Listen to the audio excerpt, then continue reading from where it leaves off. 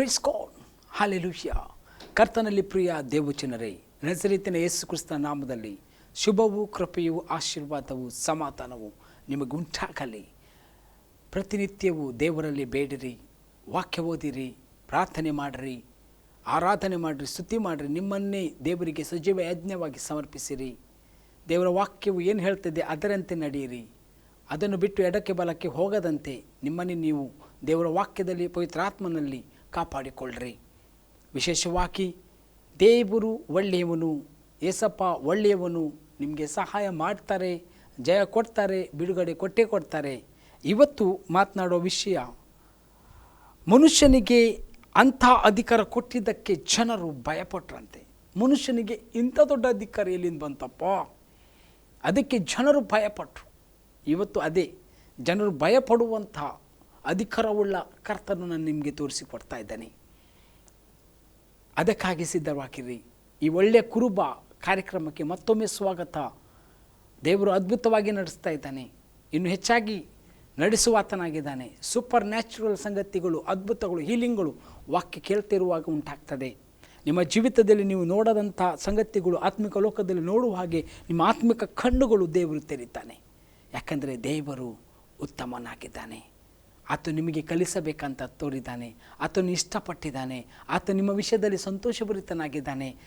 He would like to do wonders and miracle in your life. ಆತನು ನಿಮ್ಮ ಜೀವಿತದಲ್ಲಿ ದೊಡ್ಡ ದೊಡ್ಡ ಕಾರ್ಯಗಳು, ಅದ್ಭುತಗಳು ಮಾಡಬೇಕಂತ ಆಸಕ್ತಿ ಉಳ್ಳವನಾಗಿದ್ದಾನೆ. ದೇವರೇ ಆಸಕ್ತಿ ಉಳ್ಳವನಾಗಿರುವಾಗ ಇನ್ನು ತಡೆಯುವವರು ಯಾರು? ಅದಕ್ಕೆ ಹೊಂದಿಕೊಳ್ಳುವುದಕ್ಕಾಗಿ ಮುಂದೆ ಹೋಗ್ರಿ.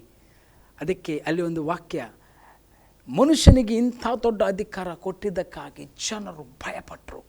ನಿಮ್ಮ ವಿಷಯದಲ್ಲಿ ಹಾಗೆ ಆಗುವಂಥ ಸಾಧ್ಯತೆಗಳು ಆತ್ಮಿಕ ಲೋಕದಲ್ಲಿ ಈ ಭೂಮಂಡಲ ಯಾತ್ರೆಯಲ್ಲಿ ದೇವರು ನಡೆಸುವಾತನಾಗಿದ್ದಾನೆ. ದೇವರ ಮಕ್ಕಳು ಯೆಹೋವನ ಜನರಂತ ಭಯಪಡ್ತಾರೆ. ಅದಕ್ಕೆ ಪ್ರಾರ್ಥಿಸುವ, ಆಶೀರ್ವಾದ ಹೊಂದಿಕೊಳ್ಳ್ರಿ. ದೇವರು ನಿಮ್ಮನ್ನು ನಡೆಸಲಿ. ಅಪ್ಪ ತಂದೆ, ವಿಶೇಷವಾಗಿ ಮಾತನಾಡೋ ಪ್ರತಿಯೊಂದು ಮಾತುಗಳು ನಿನ್ನ ಚೊಕ್ಕ ಬಂಗಾರದ ಪಾತೆಯಲ್ಲಿ ನಿನ್ನನ್ನು ನಡೆಸು. ಪವಿತ್ರಾತ್ಮ ದೇವ ಸಹಾಯ ಮಾಡು. ಕೇಳುವಂಥ ಜನರಲ್ಲಿ ಒಂದು ಮಾನಸಾಂತರ, ಪಾಪ ಪಶ್ಚಾತ್ತಾಪ ಉಂಟಾಗಲಿ. ಆತ್ಮ ಪ್ರಾಣ ಶರೀರದಲ್ಲಿ ಯಾವ ದೋಷ ತಪ್ಪುಗಳು ಇರುವುದಾದರೆ ಯೇಸುವಿನ ನಾಮದಲ್ಲಿ ಮನ್ನಿಸಬೇಕಾಗಿ ಕೇಳ್ಕೊಳ್ತಾ ಇದ್ದೇನೆ. ಪ್ರಾರ್ಥನೆ ಮಾಡಿದ್ದೇನೆ ನಜರೇತಿನ ಯೇಸು ಕ್ರಿಸ್ತನ ನಾಮದಲ್ಲಿ, ಜೀವಳ ತಂದೆ, ಆಮೇನ್. Praise God. ವಾಕ್ಯವನ್ನು ಓದಿಕೊಳ್ಳುವ. ಮತ್ತಾಯ 9ನೇ ಅಧ್ಯಾಯದಲ್ಲಿ ವಚನ 8. ಮತ್ತಾಯ 9ನೇ ಅಧ್ಯಾಯದಲ್ಲಿ ವಚನ 8. ಜನರು ಇದನ್ನು ನೋಡಿ ಭಯಪಟ್ಟು ದೇವರು ಮನುಷ್ಯರಿಗೆ ಅಂಥ ಅಧಿಕಾರ ಕೊಟ್ಟಿದ್ದಕ್ಕೆ ಆತನನ್ನು ಕೊಂಡಾಡಿದರು. ಇಲ್ಲಿ ಜನರು ಭಯಪಡ್ತಾರೆ ಮತ್ತು ಹೇಳ್ತಾರೆ, ಕೊಂಡಾಡ್ತಾರೆ. ಮತ್ತು ಅಂಥ ಅಧಿಕಾರ ನೆವರ್ ಎವರ್ ದೇ ಸಿನ್, ಎಂದೆಂದಿಗೂ ಅವರು ನೋಡುವಂತಹ ಸಂಗತಿಗಳು ಅವರು ಕಣ್ಣಾರೆ ನೋಡಿದರು. ಅದಕ್ಕೆ ದೇವರನ್ನು ಕೊಂಡಾಡಿದರು. ಏನಂತ ನೋಡಿದರು? ಒಬ್ಬ ಪಾರ್ಶ್ವವಾಯು ರೋಗಿಯನ್ನು 4 ಜನ ಹೊತ್ಕೊಂಡು ಬರ್ತಾರೆ. ಮನೆಯ ಚಾವಣಿಗೆಯನ್ನು ತೆಗೆದು ಅಲ್ಲಿಂದ ಅವನನ್ನು ಇಳಿಸ್ತಾರೆ.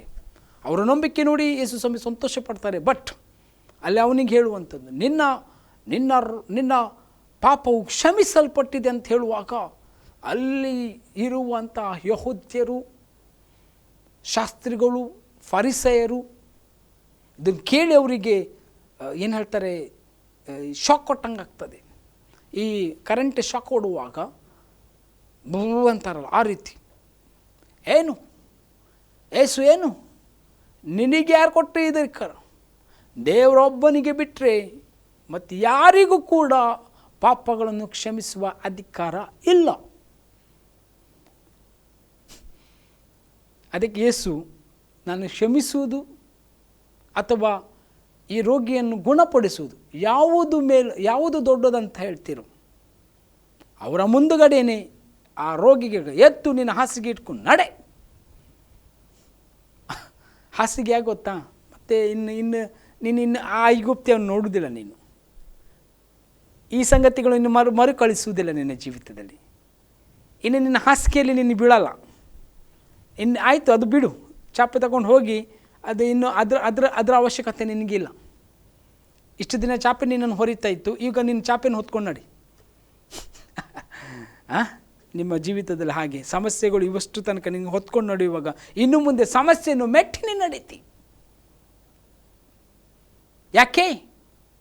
ಅದ್ಭುತ ಮಾಡುವಂಥ ದೇವರು,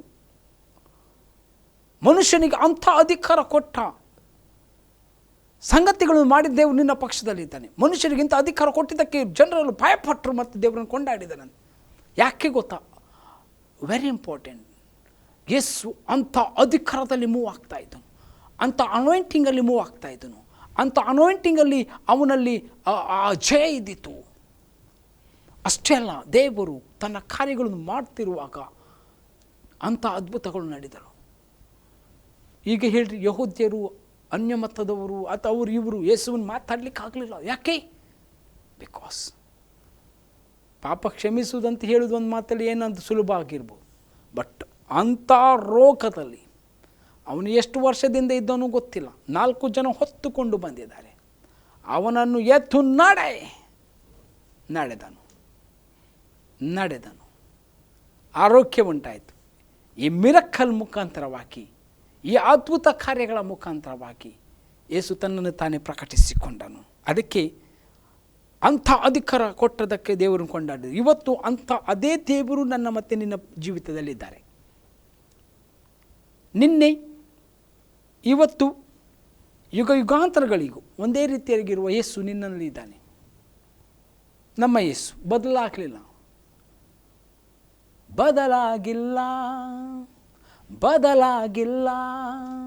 ಪುನರುತ್ಥಾನದ ನಿನ್ನ ಮಹಿಮೆ ಬದಲಾಗಿಲ್ಲ. ಪುನರುತ್ಥಾನದ ನಿನ್ನ ಮಹಿಮೆ. ಏಸಯ್ಯ ಸ್ತುತಿಸುವೆ ನಿನ್ನನ್ನೇ, ಆರಾಧಿಸುವೆ. ಏಸಯ್ಯ ಸ್ತುತಿಸುವೆ ನಿನ್ನನ್ನೇ, ಆರಾಧಿಸುವೆ.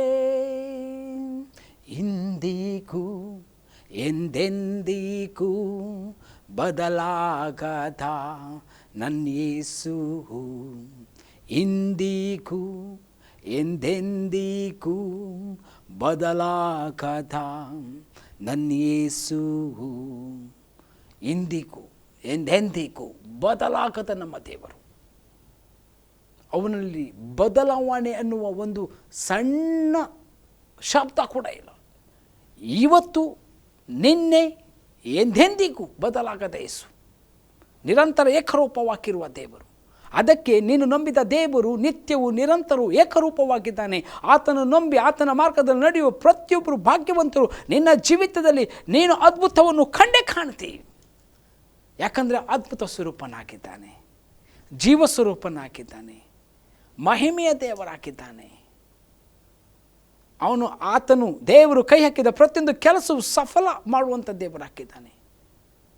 ದೇವರು ಹೇಳೋದು ಬೆಳಕಾಗಲಿ ಉಂಟಾಯಿತು, ಭೂಮಿಯಾಗಲಿ ಉಂಟಾಯಿತು, ಜಲಚರಗಳಾಗಲಿ ಉಂಟಾಯಿತು, ಕಾಯಿಪಲ್ಯಗಳಾಗಲಿ ಉಂಟಾಯಿತು, ಸೂರ್ಯಚಂದ್ರ ನಕ್ಷತ್ರಗಳು ಉಂಟಾಯಿತು, ಭೂಮಿ ಆಕಾಶ ಡಿವೈಡ್ ಉಂಟಾಯಿತು, ಹೇಳಿದ್ದು ಆಯಿತು. ಅಂದ ಮೇಲೆ ನಮ್ಮ ಜೀವಿತದಲ್ಲಿ ಕೂಡ ಆತನು ಮಾಡುವಾತನಾಗಿದ್ದಾನೆ. ನಮ್ಮ ಜೀವಿತದಲ್ಲಿ ಕೂಡ ಆತನ ಮಾತು ವ್ಯರ್ಥವಾಗುವುದಿಲ್ಲ, ಆತನ ಮಾತು ವಿಫಲವಾಗುವುದಿಲ್ಲ. ಆ ಮಾತು ಇವತ್ತು, ನಾಳೆ, ಎಂದೆಂದಿಗೂ ಕಾರ್ಯ ಮಾಡುವಂಥದ್ದಾಗಿದೆ. Praise God. ಈಗ ನೋಡಿ, ಮುಂದಿನ ವಾಕ್ಯಕ್ಕಾಗಿ ಹೋಗುವ. ಮತ್ತಾಯ 15ನೇ ಅಧ್ಯಾಯದಲ್ಲಿ 31ನೇ ವಚನವನ್ನು ಓದ್ತೇನೆ. ಆಗ ಜನರು ಗುಂಪು ಗುಂಪಾಗಿ ಆತನ ಬಳಿಗೆ ಬಂದು ಕುಂಟರು, ಕುರುಡರು, ಮೂಕರು, ಕೈಕಾಲಿಲ್ಲದವರು ಈ ಮುಂತಾದ ಅನೇಕರನ್ನು ಕರೆತಂದು ಅವರನ್ನು ಆತನ ಪಾದಗಳ ಬಳಿಯಲ್ಲಿ ಬಿಟ್ಟರು. ಆತನು ಅವರನ್ನು ವಾಸಿ ಮಾಡಿದನು. ಯೇಸು ಅವರನ್ನು ವಾಸಿ ಮಾಡಿದನು. ಮೂಕರಾಗಿದ್ದವರು ಮಾತನಾಡುವುದಕ್ಕೂ, ಕೈಕಾಲಿಲ್ಲದವರು ಸ್ವಸ್ಥವಾದದ್ದನ್ನು, ಕುಂಟರು ಕಾಲು ಬಂದದ್ದನ್ನು, ಕುರುಡರಿಗೆ ಕಣ್ಣು ಬಂದದ್ದನ್ನು ಜನರು ಕಂಡು ಆಶ್ಚರ್ಯಪಟ್ಟರು. ಇಸ್ರಾಯೇಲ್ ಜನರ ದೇವರನ್ನು ಕೊಂಡಾಡಿದರು. ಇಸ್ರಾಯೇಲ್ ಜನರ ದೇವರನ್ನು ಕೊಂಡಾಡಿದರು. ಕುಂಟರು, ಕುರುಡರು, ಕೈಕಾಲಿಲ್ಲದವರು, ಕಿವುಟರು, ಕುಷ್ಠರೋಗಿಗಳು ಯೇಸುವಿನ ಬಳಿಗೆ ಬಂದರು. ಆತನು ಅವರನ್ನು ಮುಟ್ಟಿ ಗುಣಪಡಿಸಿದನು.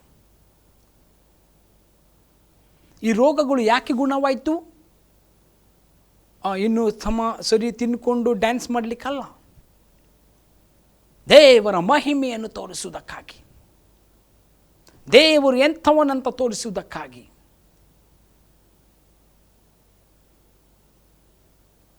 ಆತನು ದೊಡ್ಡ ಕಾರ್ಯಗಳನ್ನು, ಮಹಿಮೆಯ ಕಾರ್ಯಗಳನ್ನು, ಅದ್ಭುತ ಕಾರ್ಯಗಳನ್ನು ಮಾಡ್ತಾನೆ. ನಮ್ಮ ದೇವರು ಅಸಾಧಾರಣ ದೇವರು. ಸಾಧಾರಣ ಅಲ್ಲ, ಅಸಾಧಾರಣ. ಆತನಲ್ಲಿ ಅಸಾಧ್ಯವಾದುದು ಒಂದೂ ಇಲ್ಲ ಅಂತ ಹೇಳಿ ತೋರಿಸುವುದಕ್ಕಾಗಿ. ಅದಕ್ಕೆ ಈ ವಾಕ್ಯ, ಯೇಸು ಅನೇಕರನ್ನು ಸ್ವಸ್ಥ ಮಾಡಿದ್ದು, ಅನೇಕರನ್ನು, ಲೆಕ್ಕ ಇಲ್ಲದವಷ್ಟು ಜನರನ್ನು ಯೇಸು ಸ್ವಸ್ಥ ಮಾಡಿದ್ದು. ನಾನು ನಿಮಗೇನು ಹೇಳಲಿಕ್ಕೆ ಇಷ್ಟಪಡ್ತೇನೆ, ಅಂಥ ಅಧಿಕಾರ ದೇವರು ಯೇಸುವಿಗೆ ಕೊಟ್ಟಿದ್ದು, ಅಂಥ ಅಧಿಕಾರವುಳ್ಳ ಯೇಸು ಆ ಅಧಿಕಾರ ನಮಗೆ ಕೊಟ್ಟಿದ್ದು. ಅಂಥ ಅಧಿಕಾರ ಹೊಂದಿದವರು ನಾವು ಇದನ್ನು ಮಾಡಲಿಕ್ಕೆ ಶಕ್ತರಾಗಿದ್ದೇವೆ. ದೇವರು ಈ ವಾಕ್ಯಗಳು ಕೂಡ, ಈ ಅದ್ಭುತಗಳು, ಮಾತುಕಾರ್ಯಗಳು ನಿಮ್ಮ ಮಧ್ಯದಲ್ಲಿ, ನಿಮ್ಮ ಮುಖಾಂತರ, ನನ್ನ ಮುಖಾಂತರ ಮಾಡಲಿಕ್ಕೆ ಶಕ್ತನಾಗಿದ್ದಾನೆ. ದೇವರು ನಿನ್ನನ್ನು ಸೂಪರ್ ನ್ಯಾಚುರಲ್ ಆಗಿ, ಮಹಿಮೆಯುಳ್ಳವನಾಗಿ, ಮಹಿಮೆಯುಳ್ಳ ಕೆಲಸಗಳನ್ನು ನಿನ್ನ ಮುಖಾಂತರ, ನನ್ನ ಮುಖಾಂತರ ಮಾಡಲಿಕ್ಕೆ ಶಕ್ತನಾಗಿದ್ದಾನೆ. ಆತನಿಗೆ ಒಪ್ಪಿಸಿಕೊಟ್ಟು ಆ ಮಾರ್ಗದಲ್ಲಿ ನಡೆಯುವ. ಮುಂದೆ ಅಲ್ಲಿ ಹೇಳ್ತದೆ ನೋಡಿ, ಲೂಕ 17ನೇ ಅಧ್ಯಾಯದಲ್ಲಿ,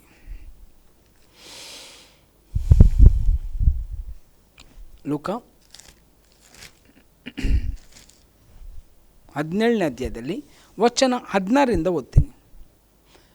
ಯೇಸುವಿನ ಪಾದಗಳಿಗೆ ಅಡ್ಡ ಬಿದ್ದು ಆತನಿಗೆ ಉಪಕಾರ ಸ್ತುತಿ ಮಾಡಿದನು. ಯೇಸುವಿನ ಪಾದಗಳಿಗೆ ಅಡ್ಡ ಬಿದ್ದು ಉಪಕಾರ ಸ್ತುತಿ ಮಾಡಿದನು. ಯಾಕೆ ಈ ಕುಷ್ಠರೋಗಿಯು ಉಪಕಾರ ಸ್ತುತಿ ಮಾಡಿದನು? ಯಾಕಂದರೆ ಆತನಿಗೆ ಅತ್ಯಾಶ್ಚರ್ಯವುಳ್ಳ ಒಂದು ಅದ್ಭುತ ಅವನ ಜೀವಿತದಲ್ಲಿ ಉಂಟಾಯಿತು. ಅದೇನೆಂದರೆ ಆ ಕುಷ್ಠವು ಅವನಿಗೆ ಗುಣವಾಯಿತು. ಇಲ್ಲಿ ಹೇಳ್ತಾ ಇದೆ, ಯೆರೂಸಲೇಮ್ ಪ್ರಯಾಣ ಮಾಡುವಾಗ ಸಮರಿಯ ಗಲಿಲಿಯ ಸೀಮೆಗಳ ನಡುವೆ ಹಾದು ಹೋದನು. ಒಂದು ಹಳ್ಳಿಗೆ ಬಂದಾಗ 10 ಮಂದಿ ಕುಷ್ಠರೋಗಿಗಳು ಆತನ ಎದುರಿಗೆ ಬಂದು ದೂರದಲ್ಲಿ ನಿಂತು, ಯೇಸುವೇ, ಗುರುವೇ, ದೂರದಲ್ಲಿ ನಿಂತಿದ್ದಾರೆ, ಎದುರುಗಡೆ ಕೂಡ ಇದ್ದಾರೆ, ನಮ್ಮ ಮೇಲೆ ದಯವಿಡು ಎಂದು ಕೂಗಿ ಹೇಳಿದರು.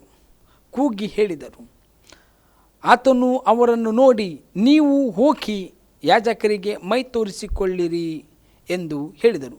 ಹೋಗಿ ಯಾಜಕರಿಗೆ. ಯಾಕೆ? ಬಿಕಾಸ್ ನೀನು ಹೊರಗೆ ಹಾಕಲ್ಪಟ್ಟಿದ್ದಿ. ಕುಷ್ಠದಿಂದ ನಿನ್ನ ಸಮಾಜ ನಿನ್ನನ್ನು ಹೊರಗಡೆ ಇಟ್ಟಿದೆ. ನಿನ್ನ ರೋಗವು ನಿನ್ನನ್ನು ಆತ್ಮಿಕವಾಗಿ ಬೆಳೀಲಿಕ್ಕೆ ಬಿಡ್ತಾ ಇಲ್ಲ, ಹೊರಗೆ ಹಾಕಿಬಿಟ್ಟಿದೆ. ಈಗ ನೀನು ಹೀಲ್ ಹಾಕಿದ್ದಿ. ಹಾಗಾದರೆ ದೇವರ ಪಾದ ಸನ್ನಿಧಿಗೆ ಹೋಗು. ನೀನು ದೇವರಿಗೆ ಒಂದು ಏನಾಕು, ಸಾಕ್ಷಿ ಹಾಕು. ದೇವರು ಮಾಡಿದ ಮಹಿಮೆ ಕಾರ್ಯ ಹೇಳು. ಅವಾಗ ಅವರು ನಿನಗೆ ಎಂಟ್ರೆನ್ಸ್ ಅಥವಾ ನಿನಗೆ ಒಂದು ಏನು ಒಳಗೆ ಸ್ವಾಗತ, ಎಂಟ್ರಿ, ನಿನಗೆ ಒಳಗೆ ತಗೊಳ್ಳಿಕ್ಕೆ ಮಾರ್ಗವಾಯಿತು. ಯೇಸು ಅದಕ್ಕೆ ಹೇಳ್ತಾನೆ, ಹೋಗು ಯಾಜಕರಿಗೆ. ಯೇಸು ಎಷ್ಟು ಬುದ್ಧಿವಂತ ನೋಡಿ. ಅವನು ಹೇಳಿ, ನನ್ನ ಜೊತೆ ಬಾ ಅಂತ ಹೇಳಿಲ್ಲ, ಹೋಗು ಯಾಜಕರು. ಯಾಕೆ? ನೀನು ಕತ್ತರಿಸಲ್ಪಟ್ಟಿದ್ದಿ, ನೀನು ಹೊರಗಡೆ ಹಾಕಲ್ಪಟ್ಟಿದ್ದಿ. ಕುಷ್ಠ ನಿನ್ನ ಸಮಾಜದಿಂದ, ನಿನ್ನ ಕುಟುಂಬದಿಂದ, ನಿನ್ನ ಮಹಿಮೆಯ ಅಥವಾ ನಿನ್ನ ಆ ಅತ್ಯುನ್ನತವಾದಂಥ ಜನಾಂಗ ಅಂತ ಹೇಳಿಕೊಳ್ಳುವ ಯಹೂದ ಅಥವಾ ಇಸ್ರಾಯೇಲ್ ವಂಶದಿಂದ ಹೊರಗೆ ಹಾಕಲ್ಪಟ್ಟಿದ್ದಿ. ನಾವು it is a time, come back. ಈಗ ನೀನು ಹೊರಗೆ ಅಲ್ಲಿ ಹೋಗಿದ್ದೆಲ್ಲ, ಹೋಗು. ಅವರು ಹೋಗ್ತಾ ಇರುವಾಗ ಕುಷ್ಠವಾಸಿ ಆಯಿತು. 9 ಜನ ಅವರು ಯಾಜಕರ ಬಳಿಗೆ ಹೋದರು. ಅಲ್ಲಿ ನೋಡಿ, ಅವನು ನೋಡಿ ನೀವು ಹೋಗಿ ಯಾಜಕರ ಮೈ ತೋರಿಸಿ. ಅವರು ಹೋಗ್ತಿರುವಾಗ ಶುದ್ಧರಾದರು. ಅವರಲ್ಲಿ ಒಬ್ಬನು ತನಗೆ ಗುಣವಾದುದನ್ನು ನೋಡಿ ಮಹಾಶಬ್ದದಿಂದ ದೇವರನ್ನು ಕೊಂಡಾಡುತ್ತಾ ಹಿಂತಿರುಗಿ ಬಂದು ಯೇಸುವಿನ ಪಾದಗಳಿಗೆ ಅಡ್ಡ ಬಿದ್ದು ಆತನಿಗೆ ಉಪಕಾರ ಸ್ತುತಿ ಮಾಡಿದನು. ಅವನು ಸಮಾರ್ಯದವನು. ಇವನಿಗಾದರೂ ಧರ್ಮಶಾಸ್ತ್ರದ ಒಂದು ಪರಿಚಯ ಇದೆ, ಉಳಿದವ್ರಿಗೆ ಗೊತ್ತಿಲ್ಲ. ಅವರು ಹೋದ್ರು, ಗುಣದೃಶ್ಯದ ಯಾಜಕರ ಹತ್ರ ಹೋಗಿಬಿಟ್ರು. ಇಲ್ಲಿ ಮೆಲ್ಕಿಜೆದೇಕನಿದ್ದಾನೆ, ಇಲ್ಲಿ ಮಹಾಯಾಜಕನಿದ್ದಾನೆ. ಅದು ಅವ್ರಿಗೆ ಗೊತ್ತೇ ಆಗಲಿಲ್ಲ. ಯೇಸುವೇ ಮಹಾಯಾಜಕನಾಗಿದ್ದಾನೆ. ತುಂಬ ಸಲ ಜನರಿಗೆ ಯೇಸು ಗೊತ್ತಾಗಲ್ಲ, ಬೇರೆ ಕಡೆ ಹೋಗ್ತಾ ಇರ್ತಾರೆ. ಯೇಸು ನಿಮಗೆ ಕರ ಚಾಚಿ ಬನ್ನಿರಿ ಅಂತ ಕರಿತಾ ಇರ್ತಾರೆ. ನಾನೇ ನಿನ್ನ ಬಿಡುಗಡೆ ಕೊಡುವ ನಾಯಕ, ನಾನೇ ನಿನ್ನ ದೇವರು, ನಾನೇ ನಿನ್ನ ತಂದೆ, ನೀನು ಬಾ ನನ್ನ ಹತ್ತಿರ, ನಾನು ನಿನಗೆ ಸ್ವಸ್ಥತೆಯನ್ನು ಕೊಡ್ತೇನೆ ಅಂತ. 9 ಜನ ವಾಕ್ಯವನ್ನು ಕೇಳಿದ್ದಾರೆ, ಹೋದರು, ಗುಣವಾದರು. ಅದರಲ್ಲಿ 10 ಜನರಲ್ಲಿ 9 ಜನ ಒಬ್ಬನು ಮಾತ್ರ ವಾಪಸ್ ಬಂದಿದ್ದಾನೆ. ಅವನಿಗೆ ನೋಡಿ ರೇಮ, ವೆರಿ ಇಂಪಾರ್ಟೆಂಟ್. ವಾಕ್ಯದ ಒಂದು ತಿಳುವಳಿಕೆ ಬೇಕಂತ ಹೇಳೋದು. ವಾಕ್ಯ ತಿಳುವಳಿಕೆ ಇಲ್ಲವಾದರೆ ಬಿದ್ದು ಹೋಗ್ತಾರೆ ಅಂತ. ಅದು ಇವನಿಗೆ ಸಮಾರ್ಯದವನಾಗಿದ್ದರೂ ಕೂಡ ವಾಕ್ಯ ಅವನು ವಾಪಸ್ ಎಲ್ಲಿಗೆ ಬರ್ತಾನೆ, ಎಲ್ಲಿ ವಾಕ್ಯ ಸಿಕ್ಕಿತು ಅಲ್ಲಿ ಬಂದು ಕನೆಕ್ಟ್ ಆಗ್ತಾನೆ. ಅಷ್ಟೇ ಅಲ್ಲ, ಯೇಸುವಿನ ಪಾದಕ್ಕೆ ಬಿದ್ದು ಆತನನ್ನು ಕೊಂಡಾಡಿದನು. ಅವನು ಹೇಳ್ತಾನೆ, ಸ್ವಾಮಿ ನಿನ್ನನ್ನು ಗುಣಪಡಿಸಿದ್ದಕ್ಕಾಗಿ ಸ್ತೋತ್ರ. ಇಡೀ ಲೋಕದ ಜನರು, ಯೇಸುವಿನ ಹಿಂಬಾಲಿಸಿದವರು, ಶಿಷ್ಯರು, ಉಳಿದವರು ಎಲ್ಲರೂ, ವಾವ್ ಇದು ಎಂಥ ದೊಡ್ಡ ಅದ್ಭುತ, ಕುಷ್ಠಕ್ಕೆ ಔಷಧಿನೇ ಇಲ್ಲ. ಸಮಾಜದಿಂದ, ಮನೆಯಿಂದ ಅಥವಾ ಲೋಕದಿಂದ ಹೊರಗೆ ಹಾಕಲ್ಪಟ್ಟವರು ಈಗ ಜನರ ಗುಂಪಿನ ಮಧ್ಯೆ ಬಂದು ನಿಲ್ಲುವಂಥ ಯೋಗ್ಯತೆಯನ್ನು ಮಾಡಿದಂಥ ಏಕೈಕ ದೇವರು ಯೇಸು ಸ್ವಾಮಿ. ಇವತ್ತು ನಿನ್ನ ಜೀವಿತದಲ್ಲಿ ನೀನು ಹೊರಗೆ ಹಾಕಲ್ಪಟ್ಟಿದೆ. ಯಾರೂ ನನಗೆ ಸಹಾಯ ಇಲ್ಲ, ನನ್ನನ್ನು ಯಾರೂ ನೋಡಲ್ಲ, ನನ್ನ ಕುಟುಂಬದವರು ಸರಿಯಾಗಿ ಗಮನಿಸ್ತಾ ಇಲ್ಲ, ನನ್ನ ಶರೀರವು ನನಗೆ ವಿರುದ್ಧವಾಗಿ ಮಾತಾಡ್ತಾ ಇದೆ, ಅಯ್ಯೋ ಇದರಿಂದ ಯಾರು ನನಗೆ ಬಿಡಿಸುವವರು ಅಂತ ಹೇಳಿಕೊಂಡು ನೀನು ಆಲೋಚನೆ ಮಾಡ್ತಾ ಇರುವುದಾದರೆ ನಾನು ನಿನಗೆ ಹೇಳಲಿಕ್ಕೆ ಇಷ್ಟಪಡ್ತೇನೆ, ನಿನ್ನ ದೇವರು ನಿನ್ನನ್ನು ಕರೀತಾ ಇದ್ದಾರೆ. ಆತನ ಹೆಸರು ಯೇಸು. ಬಾ ಆತನ ಬಳಿಗೆ, ನಿನ್ನ ಸ್ವಸ್ಥತೆಯನ್ನು ಹೊಂದಿಕೋ. ಅಲ್ಲಿರುವ ಎಲ್ಲ ಜನರು ಇಂಥ ದೊಡ್ಡ ಅಧಿಕಾರ ಕೊಟ್ಟ ದೇವರಿಗೆ ಕೊಂಡಾಡಿದರು. ಆತನೇ ಆ ಶಬ್ದವಾಗಿದ್ದನು, ಆತನೇ ಮನುಕುಲಕ್ಕೆ ಪ್ರತ್ಯಕ್ಷನಾಥನು. ನಿನ್ನನ್ನು ಭೇಟಿ ಮಾಡುವುದಕ್ಕಾಗಿ 2024 ವರ್ಷಗಳ ಹಿಂದೆಯೇ ಯೇಸು ಬಂದು ಆ ಕೆಲಸವನ್ನು ಮಾಡಿ ಹೋಗಿದ್ದಾನೆ. ಇವತ್ತು ಕೂಡ ಆತನ ವಚನಗಳು, ಆತನ ಕೆಲಸಗಳು, ಆತನ ಅದ್ಭುತಗಳು ಈ ವಾಕಲು, ಈ ಗಳಿಗೆಯಲ್ಲೂ, ಈ ಕ್ಷಣದಲ್ಲೂ, ಪ್ರತಿ ಗಳಿಗೆಯಲ್ಲಿ ನಡೆಯುವಂಥದ್ದಾಗಿದೆ. ಅದು ನೆರವೇರುವಂಥವುಗಳಾಗಿವೆ. ಅದಕ್ಕಾಗಿ ಆಶ್ಚರ್ಯಪಟ್ಟ ಜನರು, ಅದನ್ನು ನೋಡಿದ ಜನರು ಸಾಕ್ಷಿ ಕೊಟ್ಟರು. ವಾವ್, ಇಸ್ರಾಯೇಲ್ ದೇವರನ್ನು ಕೊಂಡಾಡಿದರು. ಇವತ್ತು ಕೂಡ ಅದೇ ಯೇಸು ನಮ್ಮ ಯೇಸು ಹಾಕಿದ್ದಾನೆ. ಅದೇ ಯೇಸು ನನ್ನ ನಿನ್ನ ಯೇಸು ಹಾಕಿದ್ದಾನೆ. ಅದೇ ಯೇಸು ನಿನ್ನನ್ನು ಆಶೀರ್ವದಿಸುವವನಾಗಿದ್ದಾನೆ. ಅದೇ ಯೇಸು ಇವತ್ತು ನಿನ್ನನ್ನು ಬಿಡುಗಡೆ ಮಾಡುವಂತ. ಕುಂಟರು, ಕುರುಡರು, ಕಿವಿಡರು, ಮೂಗರು, ನಾನಾ ರೋಗಗಳಲ್ಲಿ ಬಿದ್ದವರು, ಸಮಸ್ಯೆಯಲ್ಲಿರುವವರು, ಇಕ್ಕಟ್ಟಲ್ಲಿರುವವರು, ಆರ್ಥಿಕವಾಗಿ, ಭೌತಿಕ, ಶಾರೀರಿಕವಾಗಿ ಸಮಸ್ಯೆಯಲ್ಲಿರುವವರು ಎಲ್ಲರೂ ಆತನಲ್ಲಿ ಬಂದು ಸ್ವಸ್ಥತೆಯನ್ನು ಹೊಂದ್ಕೊಳ್ತಾ ಇದ್ದರು. ಇವತ್ತು ಅದೇ ಯೇಸುವಿನ ಬಳಿಗೆ ನಾನು ಹೋಗಬೇಕಾಗಿದೆ. ನಾನು ಹೋಗಿದ್ದೇನೆ. ನೀನು ಹೋಗಿದ್ದೀಯಾ? ನೀನು ಭೇಟಿಯಾಗಿದ್ದೀಯಾ? ನೀನು ನಿನ್ನ ದೇವರನ್ನು ಕಂಡುಕೊಂಡಿದ್ದೀಯಾ? ಕಂಡುಕೊಂಡ್ರೆ ನಿಜವಾಗಿ ನೀನು ಭಾಗ್ಯವಂತನು. ಜನರನ್ನು, ಲೋಕವನ್ನು ಹೆದರಬೇಡ. ಅವರು ಶರೀರವನ್ನು ಕೊಲ್ಲಬಹುದು, ನಿನ್ನ ಆತ್ಮವನ್ನಲ್ಲ. ಈಗ ನಮಗೆ ರಕ್ಷಣೆ, ಮೋಕ್ಷ ಬೇಕಾಗಿದ್ದು ಆತ್ಮಕ್ಕೆ.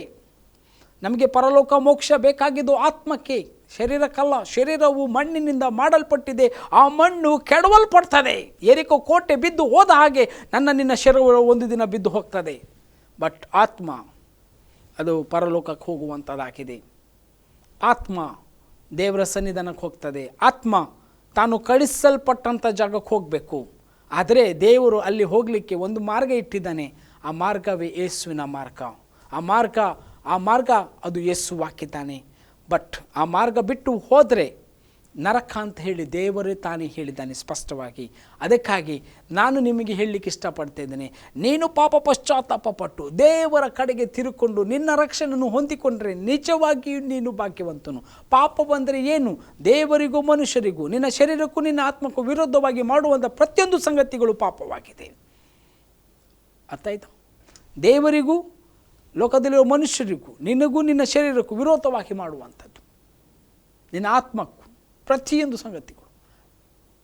ನಿನ್ನ ಆತ್ಮ ನಿನ್ನನ್ನು ಯಾವಾಗಲೂ ಎಚ್ಚರಿಸ್ತಾ ಇರ್ತದೆ, ಸರಿ ತಪ್ಪು ಮಗ, ಇದು ಮಾಡಬೇಡ, ಕೋಪ ಮಾಡೋದು ತಪ್ಪು ಮಾಡಬೇಡ, ವ್ಯಭಿಚಾರ ಮಾಡಬೇಡ, ಕುಡಿಯಬೇಡ, ಬೀಡಿ ಸಿಗರೇಟ್ ಬೇಡ, ಡ್ರಗ್ಸ್ ಬೇಡ, ಟಿ ವಿ ಅದನ್ನೆಲ್ಲ ನೋಡಬೇಡ, ಪೋನೋಗ್ರಫಿ ಬೇಡ, ಅಸಹ್ಯವಾದ ಕಾರ್ಯಗಳು ಮಾಡಬೇಡ, ಕೊಲೆ ಮಾಡಬೇಡ, ಹಿಂಸೆ ಮಾಡಬೇಡ, ಇತರರನ್ನು ಲೂಟಿ ಮಾಡಬೇಡ, ಅನ್ಯಾಯ ಮಾಡಬೇಡ, ಭ್ರಷ್ಟಾಚಾರ ಮಾಡಬೇಡ, ಅನಾಥ ವಿಧಿಯವರಿಗೆ ನಿರ್ಗತಿಕರಿಗೆ ಅವರಿಗೆ ದೋಷಣೆ ಮಾಡಬೇಡ, ನಿನ್ನಂತೆ ನೀರುವ ಎದುರುಗಡೆ ಇರುವ ಮನುಷ್ಯನಿಗೆ ಅವನ ಜೀವಿತಕ್ಕೆ ಹಾಳು ಮಾಡಬೇಡ. ಪಾಪದ ಕೃತ್ಯಗಳು ನಿನ್ನ ಜೀವಿತದಲ್ಲಿ ಇರುವುದಾದರೆ ಅದು ಬಿಟ್ಟು ನಿಜವಾದ ಮಾರ್ಗದಲ್ಲಿ ನಡೆಯುವುದೇ.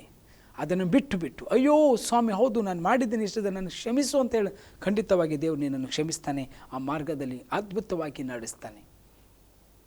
ಅದಕ್ಕಾಗಿ ನಾವು ಕರೆಯಲ್ಪಡ, ಅದಕ್ಕಾಗಿ ದೇವರು ಬಂದನು, ಅದಕ್ಕಾಗಿ ಆತನು ಹೇಳಿದನು, ಬನ್ನಿರಿ ನಾನು ನಿನ್ನನ್ನು ಏನು ಮಾಡ್ತೇನೆ ನೋಡಿ. ಯೋವೇಲ ಅಲ್ಲಿ 2ನೇ ಅಧ್ಯಾಯದಲ್ಲಿ ವಚನ 12ರಿಂದ ಓದ್ತೇನೆ. ಯೋವೇಲ 12 ವಚನ, ಜನರು ಪಶ್ಚಾತ್ತಾಪ ಪಡುವಂತೆ ಪ್ರೇರೇಪಿಸಿದ್ದು. ಯೆಹೋವನು ಇಂತೆನ್ನುತ್ತಾನೆ, ಈಗಲಾದರೂ ನೀವು ಮನಪೂರ್ವಕವಾಗಿ ನನ್ನ ಕಡೆಗೆ ತಿರುಗಿಕೊಂಡು ಉಪವಾಸ ಮಾಡಿರಿ, ಅಳಿರಿ, ಗೋಳಾಡಿರಿ. ನಿಮ್ಮ ಬಟ್ಟೆಗಳನ್ನಲ್ಲ, ನಿಮ್ಮ ಹೃದಯಗಳನ್ನು ಹರಿದುಕೊಂಡು ನಿಮ್ಮ ದೇವರಾದ ಯೆಹೋವನ ಕಡೆಗೆ ತಿರುಗಿಕೊಳ್ಳಿರಿ. ಆತನು ದಯೆಯೂ ಕನಿಕರವೂ ದೀರ್ಘಶಾಂತಿಯೂ ಮಹಾಕೃಪೆಯುಳ್ಳವನಾಗಿ ಮಾಡಬೇಕೆಂದಿದ್ದ ಕೇಡಿಗೆ ಮನಮರುಗುತ್ತಾನೆ. ಆತನು ಒಂದು ವೇಳೆ ಪಶ್ಚಾತ್ತಾಪ ಪಟ್ಟು ಹಿಂತಿರುಗಿ ನಿಮ್ಮ ದೇವರಾದ ಯೆಹೋವನು ಧಾನ್ಯಪಾನ ನೈವೇದ್ಯಗಳಿಗೆ ಅನುಕೂಲವಾದ ಸುವರವನ್ನು ದಯಪಾಲಿಸಿ ಹೋದನು. ಜೀವನದಲ್ಲಿ ಕೊಂಬುವುದಿರಿ, ಉಪವಾಸ ದಿನವನ್ನು ಗೊತ್ತು ಮಾಡಿರಿ, ಸಂಘವನ್ನು ನೆರೆಯಿಸಿರಿ, ಜನರನ್ನು ಒಟ್ಟಿಗೆ ಬರಮಾಡಿರಿ, ಕೂಟವನ್ನು ಏರ್ಪಡಿಸಿರಿ, ವೃದ್ಧರನ್ನು ಕೂಡಿಸಿರಿ, ಮಕ್ಕಳನ್ನು ಮೊಲೆಕೂಸುಗಳನ್ನು ಸೇರಿಸಿರಿ, ವಧುವರರನ್ನು ತಮ್ಮ ಕಲ್ಯಾಣ ಗೃಹದಿಂದ ಹೊರಟು ಬರಲಿ. ಯೆಹೋವನ ಸೇವಕರಾದ ಯಾಜಕರು ದ್ವಾರ ಮಂಟಪಕ್ಕೂ ಯಜ್ಞವೇದಿಗೂ ನಡುವೆ ಅಳುತ್ತಾ, ಯೆಹೋವನೇ ನಿನ್ನ ಜನರನ್ನು ಕರುಣಿಸು, ಅನ್ಯ ಜನಾಂಗಗಳು ಅವರ ಹೆಸರನ್ನು ಕಟು ಗಾದೆಯಾಗಿ ಎತ್ತುವ ನಿಂದೆಗೆ ನಿನ್ನ ಸ್ವಾಸ್ಥ್ಯದವರನ್ನು ಗುರಿ ಮಾಡಬೇಡ. ಅವರ ದೇವರು ಎಲ್ಲಿ ಎಂಬ ಮಾತು ಮ್ಲೇಚ್ಛರಲ್ಲಿ ಯಾಕೆ ಸಲ್ಲಬೇಕು ಎಂದು ವಿಜ್ಞಾಪಿಸಿರಿ.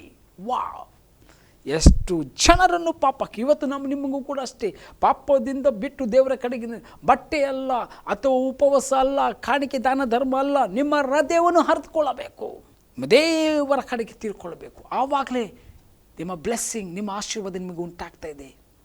ಆವಾಗಲೇ ನಿಮ್ಮ ಬ್ಲೆಸ್ಸಿಂಗ್ ಶುರುವಾಯಿತು ನಿಮಗೆ. ಆವಾಗಲೇ ನೀನು ಲೋಕಕ್ಕೆ ನೂತನವಾದಿ, ಈ ಲೋಕವನ್ನು ಬಿಟ್ಟು ನೀನು ನೂತನ ಸೃಷ್ಟಿಯಾದಿ. ಪರಲೋಕ ಹೋಗಬೇಕಾದ್ರೆ ನೂತನ ಸೃಷ್ಟಿ ಅವಶ್ಯವಾಗಿದೆ. ಆದಮನಿಂದ ಅಥವಾ ಶರೀರದಿಂದ ಹುಟ್ಟಿದ್ದು ಶರೀರವೇ, ಆತ್ಮದಿಂದ ಹುಟ್ಟಿದ್ದು ಆತ್ಮವೇ. ಅದಕ್ಕಾಗಿ ಆತ್ಮದ ರಕ್ಷಣೆ ನೀನು ಉಂಟಾಗಲೇಬೇಕು. ಶರೀರದಿಂದ ಪರಲೋಕ ಹೋಗ್ಲಿಕ್ಕಾಗಲ್ಲ. ಶರೀರ ಕಳಚಲ್ಪಡ್ತದೆ, ಶರೀರ ನಾಶವಾಗ್ತದೆ, ಶರೀರ ಮಣ್ಣಿಗೆ ಸೇರಲ್ಪಡ್ತದೆ. ಬಟ್ ಆತ್ಮವು ತಾನು ಕಳಿಸಲ್ಪಟ್ಟಂಥ ಜಾಗಕ್ಕೆ ಹೋಗಬೇಕು. ಆದರೆ ಪರಲೋಕ ಹೋಗಲಿಕ್ಕೆ ಮಾರ್ಗ ಮಾತ್ರ ದೇವರು ಮಾಡಿದ್ದು ಯೇಸುವಿನ ಮುಖಾಂತರವಾಗಿ. ಇವತ್ತು ನಿನಗೆ ನಾನು ಕೇಳುವಂಥದ್ದು, ನಿನ್ನ ದೇವರ ದೇಶವನ್ನು ಅಂಗೀಕರಿಸಿದ್ದೀರೋ? 10 ಜನ ಕುಷ್ಠ ರೋಗಿಗಳಲ್ಲಿ 9 ಜನ ಬರಲಿಲ್ಲ. ಯಾಜಕರನ್ನು ತೋರಿಸಿದ್ರು, ಜನರ ಮುಂದೆ ಹೋದರು, ಅವರಿಗೆ ಖುಷಿಯಾಗಿದ್ದರು, ಅವರು ಸಂತೋಷಪಟ್ಟರು, ಯಾಜಕರು ಕೂಡ ಸ್ವೀಕರಿಸಿದರು. ಅವರು ಅದ್ಭುತದ ಒಂದು ಕಾರ್ಯಗಳು ಎಲ್ಲ ಜನರು ನೋಡಿದ್ರು, ಅವರು ಖುಷಿಯಾದರು.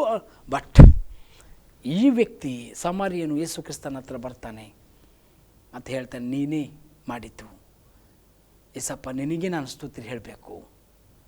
You are the right person. ನೀನೇ ಸ್ತುತಿ ಹೊಂದಲಿಕ್ಕೆ ಯೋಗ್ಯನಾಗಿದ್ದಿ. ನಿನ್ನ ಬಳಿಗೆ ನಾನು ಬಂದಿದ್ದೇನೆ, ನನ್ನನ್ನು ಸ್ವೀಕರಿಸು. ನನ್ನನ್ನು ಸಜೀವವಾಗಿ ನಿನಗಾಗಿ ಅರ್ಪಿಸಿಕೊಡ್ತೇನೆ ಅಂತ ಹೇಳಿ ಆ ಹೃದಯ ನಮಗೆ ಬರಬೇಕು. ಇವತ್ತು ನಮಗೆ ದೇವರನ್ನು ಹುಡುಕೊಂಡು ಹೋಗುವವರಾಗಿರಬೇಕು. ಅದ್ಭುತ ಮಹತ್ಕಾರ್ಯ ಪ್ರವಾದನೆಗಳನ್ನಲ್ಲ, ಅದು ಬೇಕು, ಬೇಡ ಅಂತ ನಾನು ಹೇಳ್ತಾ ಇಲ್ಲ. ಅದೇ ಜನರು ಇವತ್ತು ಏನು ಗೊತ್ತಾ ಎಕ್ಸ್ಪೆಕ್ಟ್ ಮಾಡೋದು, ನನಗೊಂದು ಪ್ರವಾದನೆ ಹೇಳಿ, ನನಗೊಂದು ಅದ್ಭುತ ಹೇಳಿ, ನಾನು ಹೇಳ್ತೇನೆ ಪ್ರತಿಯೊಂದು ಮಾತುಗಳು ಪ್ರವಾದನೆ ಆಗಿದೆ. ನಿನಗೆ ಪ್ರತಿ ಯೇಸುವಿನ ವಾಕ್ಯಗಳು ಅದು ಆಶೀರ್ವಾದವಾಗಿ ಬಿಡುಗಡೆಯಾಗಿದೆ. ಅದನ್ನು ಹೊಂದಿಕೊಳ್ಳುವುದು ಮಾತ್ರ ನಿನ್ನ ಕೈಯಲ್ಲಿರುವುದು. ನೋಡಿ, ಒಂದು ವಚನ ನಿಮಗೆ ತೋರಿಸ್ಲಿಕ್ಕೆ ಇಷ್ಟಪಡ್ತೇನೆ. ಮಾರ್ಕ 2ನೇ ಅಧ್ಯಾಯದಲ್ಲಿ 12ನೇ ವಚನ. ಅವನು ಎದ್ದು ಕೂಡಲೇ ತನ್ನ ಹಾಸಿಗೆಯನ್ನು ತೆಗೆದುಕೊಂಡು ಎಲ್ಲರ ಮುಂದೆ ಹೊರಟು ಹೋದನು. ಅದಕ್ಕೆ ಎಲ್ಲರೂ ಬೆರಗಾಗಿ, ಇದುವರೆಗೆ ನಾವು ಇಂಥದನ್ನು ಎಂದಿಗೂ ನೋಡಿದ್ದೇ ಇಲ್ಲವೆಂದು ಹೇಳುತ್ತಾ ದೇವರನ್ನು ಕೊಂಡಾಡಿದರು. ಹಾಸಿಗೆ ಇಟ್ಕೊಂಡು ಹೋಗಿಬಿಟ್ಟ ಅಂತ ರೋಗಿ, ಕ್ಷಮಿಸಲ್ಪಟ್ಟು ಅವನ ರೋಗಗುಣ ಆಯಿತು. ಅಲ್ಲಿ ಜನರು ಇಂಥದ್ದನ್ನು ನೋಡಲೇ ಇಲ್ಲಲ್ಲ. ನಾನು ನಿಮ್ಗೆ ಹೇಳ್ತೇನೆ, ಈಗ ನಾವಿರುವ ಆಧುನಿಕ ಕಾಲದಲ್ಲಿ ನಾವು ಉಪಯೋಗಿಸುವ ಯಂತ್ರಗಳು, ಮಿಷಿನ್ಗಳು ಅಥವಾ ಮೊಬೈಲ್ಗಳು, ಗ್ಯಾಜೆಟ್ಗಳು ಅಥವಾ ಏನಲ್ಲಿ ಇತರರಿಗೆ ಭಯಂಕರ ಆಶ್ಚರ್ಯವಾಗಿದೆ. ಲೋಕದವರಿಗೆ ಅಥವಾ ನಮ್ಮ 100 ವರ್ಷ ಹಿಂದೆ ಇರುವವರು ಕೂಡ 100 ವರ್ಷ ಹಿಂದೆ ಮತ್ತು ಅದರ ಹಿಂದೆ ಬಿಡಿ, ಅವರಿಗೆ ಇದೆಲ್ಲ ಗೊತ್ತೇ ಇಲ್ಲ. ಅಷ್ಟು ಅವರೆಲ್ಲರಿಗೂ ಯಪ್ಪ ಈ ಜನರು ಏನು ಉಪಯೋಗಿಸ್ತಾರೆ. ಬಟ್ಟೆ ಅಂದರೆ ವಾಷಿಂಗ್ ಮಿಷಿನ್ ಅಂತಾರೆ, ಮತ್ತು ಊಟ ಉಳಿದರೆ ಹಣ್ಣು ಹಂಪಲಿದರೆ ಫ್ರಿಡ್ಜ್ ಅಂತಾರೆ, ಮೊಬೈಲ್ ಅಂತಾರೆ, ಮಾತನಾಡ್ತಾರೆ, ಲ್ಯಾಪ್ಟಾಪ್ ಟಿ ವಿ ಅಂತಾರೆ. ಈಗಂತೂ ಕೈಯಲ್ಲಿ ಕೆಲವರು ಎಲ್ಲ ತಿರ್ಸ್ತಾ ಇದ್ದಾರೆ. ಏನು ಕೆಲವರು ವಾಚ್ಗಳನ್ನು ನೋಡುವಾಗ ಕಾರುಗಳು, ವಾಹನಗಳು, ವಾಹ್ ಏನೆಲ್ಲ ಕಂಡು ಹಿಡಿದಿದ್ದಾರೆ. ಆದರೆ ಒಂದು ಮಾತ್ರ ಆಗಲಿಲ್ಲ, ಮರಣಕ್ಕೆ ಔಷಧಿ ಇಲ್ಲ, ನಿನ್ನ ಪಾಪ ಬಿಡುಗಡೆಗೆ ಔಷಧಿ ಇಲ್ಲ, ನಿನ್ನ ನಿತ್ಯ ವಿಮೋಚನೆಗೆ ಔಷಧಿ ಇಲ್ಲ. ಅದು ಯೇಸು ಕ್ರಿಸ್ತನಲ್ಲಿ ಮಾತ್ರ ಇರುವುದು ಪ್ರಿಯನೇ. ನೀನು ಅದನ್ನು ಹೊಂದಿಕೊಂಡು ಬಚಾವಾದರೆ ನಿಜವಾಗಿ ನಿನ್ನ ಭಾಗ್ಯವಂತನು. ಇಲ್ಲವಾದರೆ ಒಂದು ದಿನ ಪಶ್ಚಾತ್ತಾಪ ಪಡಬೇಕಾಗ್ತದೆ. ಅದಕ್ಕೆ ಹೋಗಬೇಡ್ರಿ. ಇವತ್ತೇ ಈ ಗಳಿಗೆಯಲ್ಲಿ ಯಾರೇ ಆಗಿರ್ಬೋದು, ನೀನು ಯಾವುದೇ ಜಾತಿ, ಕುಲ, ಭಾಷೆ, ಧರ್ಮ ನನಗೆ ಗೊತ್ತಿಲ್ಲಮ್ಮ, ನೀನು ಅದರಲ್ಲಿ ಇರಬಹುದು, ಯಾವುದರಲ್ಲಿ ಇರಬಹುದು. ಬಟ್ ನೀನು ಮೊದಲು ಸತ್ಯವನ್ನು ಹುಡುಕಿಕೋ. ನಾನು ಯಾಕೆ ಈ ಲೋಕಕ್ಕಿದ್ದೇನೆ, ಈ ಲೋಕದಲ್ಲಿ ನನ್ನ ಪ್ರಯಾಣ ಯಾತ್ರಿಕ, ನಾನು ಎಷ್ಟು ದಿನ ಅಂತ ನೀನು ಅದನ್ನು ಕಂಡು ಹಿಡಿದು, ಮತ್ತು ಈ ಲೋಕ ಮುಗಿದ ಮೇಲೆ ಎಲ್ಲಿ ಹೋಗ್ತೇನೆ ಅದರ ವಿಷಯದಲ್ಲಿ ತಿಳಿದುಕೊಂಡು, ಮತ್ತು ಇದರಿಂದ ನನಗೆ ಯಾವ ರೀತಿ ಮುಕ್ತಿ ಅಂತ ಹೇಳಿಕೊಳ್ಳುವಂಥದ್ದನ್ನು ಎಲ್ಲವೂ ನಿನ್ನ ಆತ್ಮಿಕ ಲೋಕದಲ್ಲಿ ನೀನು ತಿಳಿದುಕೊಂಡು ನಿನ್ನ ಬಿಡುಗಡೆಯನ್ನು ಹೊಂದಿಕೊಂಡು ರಕ್ಷಣೆ ಹೊಂದು. ಅದಕ್ಕೆ ಮಾರ್ಗ ಯೇಸು ಮಾತ್ರ. Praise God. ದೇವರು ನಿಮ್ಮನ್ನು ಆಶೀರ್ವದಿಸಲಿ. ಪ್ರಾರ್ಥನೆ ಮಾಡಿ ಈ ಸಂದೇಶ ಮುಗಿಸುವ. ಅಪ್ಪ ತಂದೆ, ನಿನ್ನ ವಾಕ್ಯವು ಜೀವವುಳ್ಳದು, ಮಹಿಮೆ ಉಳ್ಳದು ಸ್ವಾಮಿ. ಇಂಥ ಕಾರ್ಯಗಳು ಇಸ್ರೇಲ್ ಎಂದಿಗೂ ನೋಡಲಿಲ್ಲ. ಅಧಿಕಾರ ಕೊಟ್ಟ ಆ ದೇವರಿಗೆ ಸ್ತೋತ್ರ ಅಂತ ಹೇಳಿ ನೀನು ಮಾಡಿದ ಅದ್ಭುತ ಕಾರ್ಯಗಳನ್ನು ನೋಡಿ ಜನರು ತಂದೆಯನ್ನು ಕೊಂಡಾಡಿದರು ಸ್ವಾಮಿ. ಇವತ್ತು ಕೂಡ ಅಷ್ಟೇ, ನಾವು ಮಾಡುವ ಪ್ರತಿಯೊಂದು ಕಾರ್ಯಗಳನ್ನು ನೋಡಿ ನಿನ್ನ ಸಾಕ್ಷಿಯಾಗಿ ಜೀವಿಸುವಾಗ ನಿನಗೆ ಕೊಂಡಾಟ ಆಗುವಂತೆ ಯೇಸಪ್ಪ ನಮ್ಮ ಒಬ್ಬೊಬ್ಬರನ್ನು ಪವಿತ್ರಾತ್ಮದೇವ ಬಲವಾಗಿ ಉಪಯೋಗಿಸು. ನೋಡುವಂಥ ಪ್ರತಿಯೊಂದು ಜನರಲ್ಲಿ ಮಾನಸಾಂತರ, ಪಶ್ಚಾತ್ತಾಪ, ಜಯ, ಬಿಡುಗಡೆ, ಆರೋಗ್ಯ, ಸ್ವಸ್ಥತೆ, ಸಮೃದ್ಧಿ ಅದು ಯೇಸುವಿನ ನಾಮದಲ್ಲಿ ಉಂಟಾಗಲಿ. ಕಣ್ಣೀರನ್ನು ಒರೆಸು, ದುಃಖವನ್ನು ಒರೆಸು, ಓಲಾಡಲಿ. ಯಾವುದಕ್ಕಾಗಿ ಗೋಳಾಡಬೇಕು, ರೈಟಾದ ಸ್ಥಳಕ್ಕೆ ಬಂದು ಆರಾಧಿಸಲಿ, ಅದೆಲ್ಲವನ್ನು ತಿಳಿಸಿಕೊಟ್ಟು ನೀನು ನಡೆಸು ಸ್ವಾಮಿ. ಶುಭವಾಗಲಿ. ಯೇಸುವಿನ ನಾಮದಲ್ಲಿ ಜೀವಳ ತಂದೆ, ಆಮೇನ್. Praise God.